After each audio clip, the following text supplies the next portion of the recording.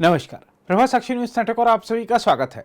उच्चतम न्यायालय ने पूर्ववर्ती राज्य जम्मू कश्मीर को विशेष दर्जा देने वाले अनुच्छेद 370 को रद्द करने के केंद्र सरकार के अगस्त 2019 के फैसले को बरकरार रखा तो इसकी पूरे देश ने सराहना की। विभिन्न राज्यों में रह रहे कश्मीरी पंडित इस निर्णय पर झूम के नाचे तो श्रीनगर की सड़कों पर भी लोगों ने खुशी खुशी अदालत के फैसले को सराहा। लेकिन कश्मीर के भविष्य को दशकों तक अंधेरे में रखने वाले गुपकार नेताओं और पाकिस्तान को इस निर्णय से मिर्ची लग गई है। अदालत में मोदी सरकार की जीत पर गुपकार ने कहा है कि हम निराश हैं मगर हताश नहीं हैं। दूसरी ओर पाकिस्तान की सरकार जिससे अपना घर संभाले नहीं संभल रहा है वह कश्मीर राग फिर अलाप रही है। भारत के उच्चतम न्यायालय के फैसले पर टिप्पणी करते हुए पाकिस्तान ने कहा है कि अनुच्छेद 370 पर भारत के उच्चतम न्यायालय के फैसले का कोई कानूनी महत्व नहीं है। भारतीय सुप्रीम कोर्ट का फैसला आने के बाद आनंद फानन में बुलाए गए संवाददाता सम्मेलन को संबोधित करते हुए पाकिस्तान के कार्यवाहक विदेश मंत्री जलील अब्बास जलाली ने कहा, अंतर्राष्ट्रीय कानून 5 अगस्त 2019 को भारत द्वारा की गई एक तरफा और अवैध कार्रवाइयों को मान्यता नहीं देता है। उन्होंने कहा कि भारत के उच्चतम न्यायालय द्वारा न्यायिक अनुमोदन का कोई कानूनी महत्व नहीं है। कश्मीरियों को संयुक्त राष्ट्र के प्रासंगिक प्रस्तावों के अनुसार आत्मनिर्णय का अधिकार है। जिलानी ने इस्लामाबाद में संवाददाता सम्मेलन को संबोधित करते हुए कहा कि भारत को कश्मीरी लोगों और पाकिस्तान की इच्छा के खिलाफ इस विवादित क्षेत्र की स्थिति पर एक तरफा निर्णय लेने का कोई अधिकार नहीं है। उन्होंने कहा, पाकिस्तान जम्मू कश्मीर के दर्जे पर भारत के उच्चतम न्यायालय द्वारा दिए गए फैसले को स्पष्ट रूप से खारिज करता है। जिलानी ने कहा कि जम्मू कश्मीर को लेकर विवाद 7 दशकों से अधिक समय से संयुक्त राष्ट्र सुरक्षा परिषद के एजेंडे में बना हुआ है। उन्होंने कहा कि जम्मू कश्मीर विवाद का अंतिम निपटारा संयुक्त राष्ट्र सुरक्षा परिषद के प्रासंगिक प्रस्तावों और कश्मीरी लोगों की आकांक्षाओं के अनुसार किया जाना है। जिलानी ने कहा, पाकिस्तान जम्मू कश्मीर पर भारतीय संविधान की सर्वोच्चता को स्वीकार नहीं करता है। उन्होंने कहा कि भारतीय संविधान के अधीन किसी भी प्रक्रिया का कोई कानूनी महत्व नहीं है। भारत अपने देश के कानूनों और न्यायिक फैसलों की आड़ में अपने अंतर्राष्ट्रीय दायित्वों से पीछे नहीं हट सकता। जिलानी ने आरोप लगाया कि 5 अगस्त 2019 से भारत के एक तरफा और अवैध कदमों का उद्देश्य कश्मीर की जनसांख्यिकी संरचना और राजनीतिक परिदृश्य को बदलना है। एक सवाल पर उन्होंने कहा कि पाकिस्तान इस फैसले के बाद नियंत्रण रेखा पर शांति कायम रखना चाहेगा।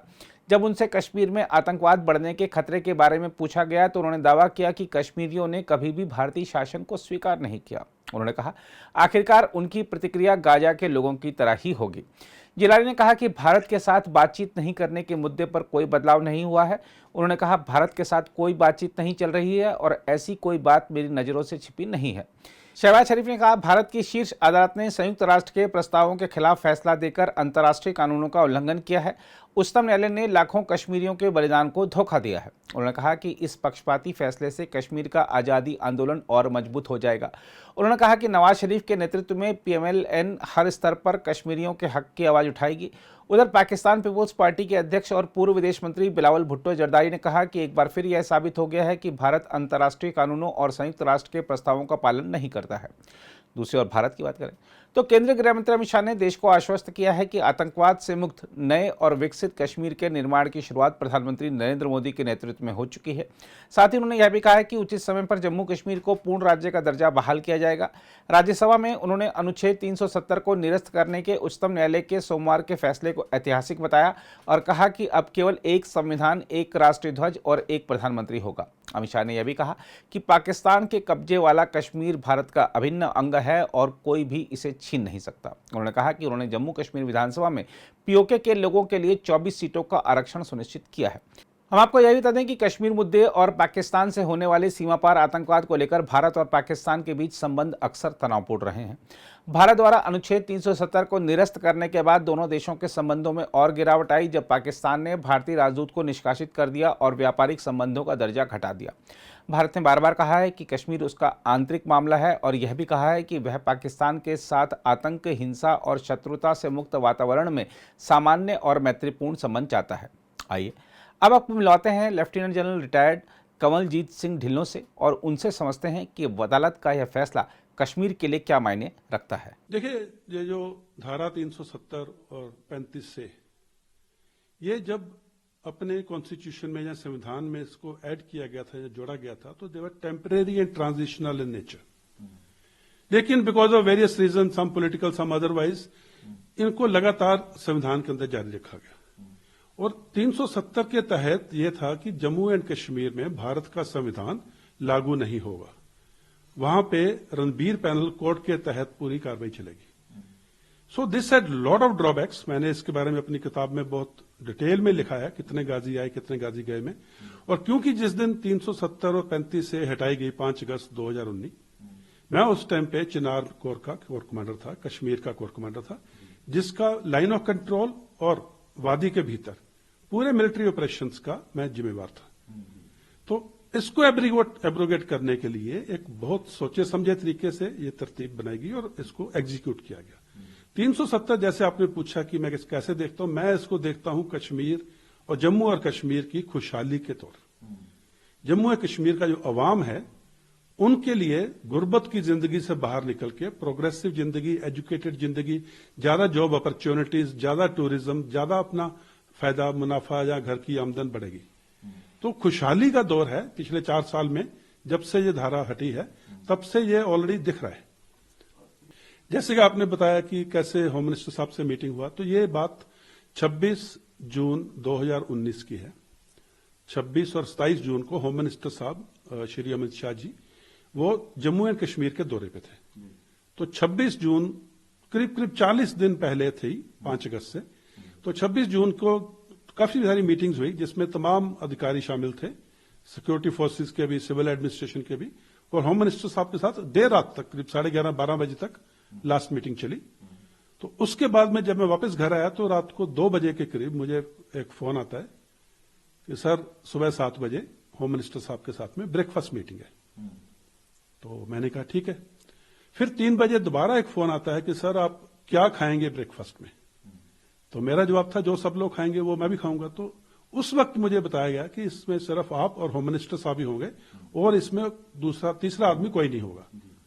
तो जब मैं सुबह 7 बजे वहां पहुंचा, यहां होम मिनिस्टर साहब ने पक्का, उनके जो भी आदमी काम कर रहे थे उन्होंने आलू के पराठे और ढोकला और कई कुछ था, लेकिन टेबल के ऊपर खाने के व्यंजनों के अलावा जो बहुत सारे मसले थे, बहुत लंबी डिटेल में बातचीत हुई कि अगर सरकार कोई कदम उठाती है तो उसका क्या असर हो सकता है वादी के भीतर और लाइन ऑफ कंट्रोल के ऊपर। उसमें पूरी डिटेल में बात की कि पाकिस्तान के पास क्या ऑप्शन है, पाकिस्तान क्या कर सकता है। अगर वादी में मान लो कि म्यूटनी हो सकती है, जहां अपराइजिंग हो सकती है, जहां तोड़फोड़ की घटनाएं हो सकती हैं, जहां पूरा वादी बंद हो जाएगी जैसे कुछ साल पहले एक टेररिस्ट के मरने के बाद में हुआ था। तो इन सब बातों के ऊपर सोच विचार किया गया और उन सब को कैसे उसको हैंडल किया जाएगा, कैसे टैकल किया जाएगा, उसके बारे में बातचीत हुई। तो मेरा कहना यह था कि सर पीस बिल्कुल कायम रहेगा, शांति कायम रहेगी, कोई भी अनहोनी घटना हम लोग टीम सिक्योरिटी फोर्सेस होने नहीं देंगे। तो एक वक्त पे जब बातचीत इस लेवल पे पहुंची कि तो आप क्या सोचते हो, तो मेरा होम मिनिस्टर साहब को ये बताया मैंने कि अगर इतिहास लिखना है तो किसी को इतिहास बनाना पड़ेगा। We have to write history only if we have created history.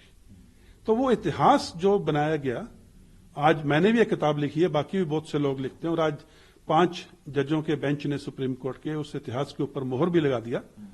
तो वो इतिहास जो शुरुआत हुई 5 अगस्त 2019 को, और 27 जून की सुबह की जो मीटिंग थी उसमें जब आखिरी मेरे से पूछा गया होम मिनिस्टर द्वारा कि फिर जिम्मेवारी किसकी है, तो मेरा कहना था कि टीम सिक्योरिटी फोर्सेस, क्योंकि हमने पिछले कुछ महीनों में इतनी तैयारी की हुई थी या इतने कुछ किया हुआ था जिसका मैंने जिक्र अपनी किताब कितने गाजी आए कितने गाजी गए में किया है। वो पूरी चीज मेरे को एक हौसला दे रही थी कि यस, कॉन्फिडेंस दे रही थी कि हम कोई गलत काम होने नहीं देंगे। नहीं तो कुछ पॉलिटिशियंस, कुछ पुराने चीफ मिनिस्टर ने बोला था खून की नदियां बह जाएंगी, तिरंगे को कंधा देने वाला कोई नहीं होगा। ऐसा कुछ नहीं हुआ और टीम सिक्योरिटी फोर्सेस और सरकार ने पूरी शांति के साथ, अमन के साथ धारा 370 की एब्रोगेशन को लागू किया, और बाकी जैसे सब बोलते हैं रेस्ट इज हिस्ट्री।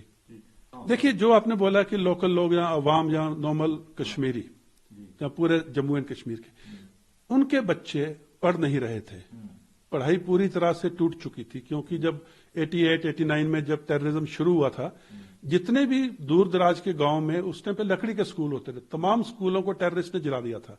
कश्मीरी पंडित जब कश्मीर से निकाले गए तो वो एक एजुकेशन सिस्टम का बहुत अहम हिस्सा थे। प्राइमरी टीचर थे, हायर सेकेंडरी टीचर थे, जहां यूनिवर्सिटी में, कॉलेजेस में प्रोफेसर थे। तो एक तो पूरे स्कूल बंद हो गए, जला दिए गए, ऊपर से जितने भी अच्छे टीचर थे या प्रोफेसर थे उन सबको कश्मीर से निकलना पड़ा। और उसके अलावा फिर जब हड़ताली दौर शुरू हुआ, हुर्रियत ने हर कैलेंडर के हिसाब से हड़ताल देना शुरू किया, तो साल में 280 दिन तक स्कूल बंद रहते थे। बच्चा पढ़ ही नहीं पा रहा था, और जब बच्चा 10वीं या 12वीं में आता था वो कॉम्पिटिटिव एग्जाम में कहीं नहीं था, किसी अच्छे कॉलेज में एडमिशन नहीं होती थी, किसी प्रोफेशनल कॉलेज में, इंजीनियरिंग कॉलेज, मेडिकल कॉलेज में जा नहीं पाता था। बच्चा फिर हताश होकर गन उठाता था। और पाकिस्तान यही चाहता था कि बच्चे एजुकेशन ना हासिल करें, उनको रेडिकलाइजेशन कर सकें, उनका दिमाग जो है गलत तरीके की तरफ ले जाएं, उनको हथियार दें, फिर वो किसी इनकाउंटर में मर जाए।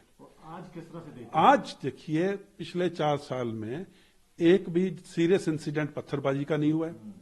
पूरे स्कूल 365 दिन खुलते हैं, जो नॉर्मल छुट्टियां हैं उसको छोड़ करके। जितनी भी फ्लाइट्स हैं श्रीनगर जाती है, पूरी 100% ऑक्यूपेंसी में जाती हैं। जितने भी होटल्स हैं पूरी 100% ऑक्यूपेशन है, उसमें ऑक्यूपेंसी है। एटीएम से जो पैसा निकलता है वो भी पिछले कई सालों से बहुत ज्यादा निकल रहा है। इसका मतलब व्यापार हो रहा है। जो टूरिस्ट आ रहे हैं वो भी एक रिकॉर्ड मात्रा में आ रहे हैं। तो जो लोकल कश्मीरी है उसके होटल्स में जो काम चल रहा है, उसका जो टूरिज्म इंडस्ट्री का जो सुमो चलाता है, जो पोनी वाला है, उसका काम चल रहा है। जो हैंडीक्राफ्ट्स वाले हैं वो खुश हैं, जो दुकानदार हैं वो खुश हैं। तो ऊपर से उनके बच्चे पढ़ रहे हैं, अच्छी पढ़ाई हासिल कर रहे हैं, और अभी नई नई इन्वेस्टमेंट शुरू हो रही है, उससे जॉब क्रिएशन हो रही है, बच्चों को आगे नौकरी मिलेगी। सो कॉमन कश्मीरी जिसका इस सबसे कुछ लेना देना नहीं, वो 99% जो कश्मीरी हैं वो बहुत खुश हैं। वो तो उस टाइम पे ही बोलते थे, साहब ये बहुत अच्छा हो गया, हमारी गुर्बत की जिंदगी थी, हमारी दहशत की जिंदगी थी टेररिज्म के कारण, हम उससे उभर के सामने आएंगे। और आज मैं बहुत से कश्मीरी लोगों से टच में हूं, हर कोई कश्मीरी और जम्मू कश्मीर के तमाम लोग बहुत खुश हैं कि 370 हटा और उनके लिए जिंदगी बेहतर बनी है, खुशहाल बनी है।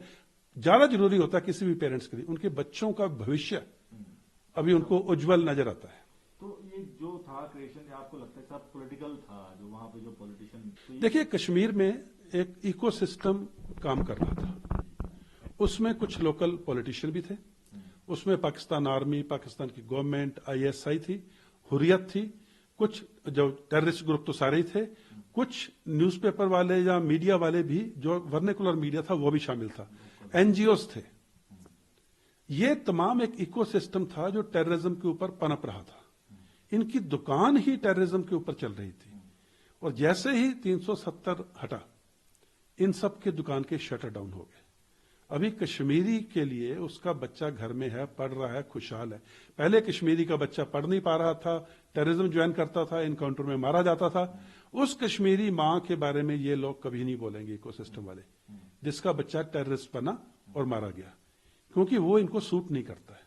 वो मां पूछेगी कि मेरे बच्चे को टेररिज्म में क्यों जाना पड़ा, क्योंकि आप लोग टेररिज्म लेकर आए, आप लोग दहशतगर्दी लेकर आए, इसलिए मेरे बच्चे ने गन उठाई, वो पढ़ नहीं सका, आपने स्कूल जला दिए, आपने पंडितों को निकाल दिया, आपने टीचर्स को निकाल दिया, आपने हड़ताल की, स्कूल नहीं खुले। तो वो मां सवाल पूछती है, इनके पास जवाब नहीं है। ये सिर्फ अपना पॉलिटिकल स्टेटमेंट्स देते हैं, मैं उसमें जाना नहीं चाहता, मेरा फील्ड नहीं है।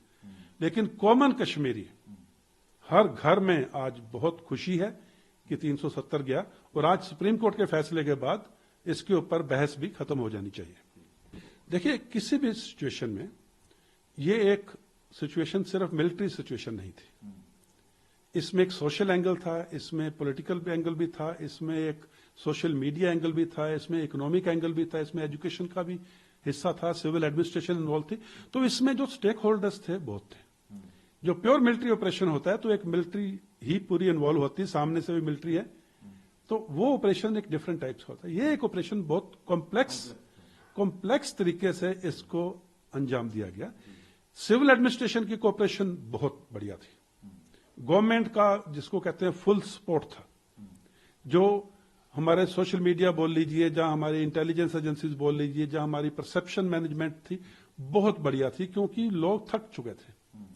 जो सिक्योरिटी फोर्सेस की टीम का आपस में सिनर्जी, कोऑर्डिनेशन, कोऑपरेशन, चाहे वो इंडियन आर्मी है, जम्मू कश्मीर पुलिस है, सीआरपीएफ है, इंटेलिजेंस एजेंसीज हैं, सिविल एडमिनिस्ट्रेशन या बाकी के जितने भी नुमाइंदे थे, कोई ये नहीं कहता था कि मैंने ये किया, सब ये कहते थे कि हम कर रहे हैं।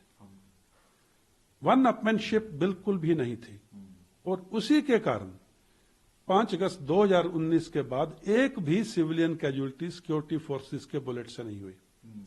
किसी भी किस्म का नुकसान या सरकारी बिल्डिंग का या प्राइवेट बिल्डिंग का नहीं हुआ। जो 5 अगस्त 2019 के बाद के 3 महीने थे, क्योंकि मैं 1988 से कश्मीर में नौकरी करता हूं, 5 अगस्त 2019 के बाद में जो 3 महीने का वक्त था, वो कश्मीर के टेररिज्म की हिस्ट्री में 32 साल में सबसे ज्यादा पीसफुल, सबसे ज्यादा अमन का टाइम था वो।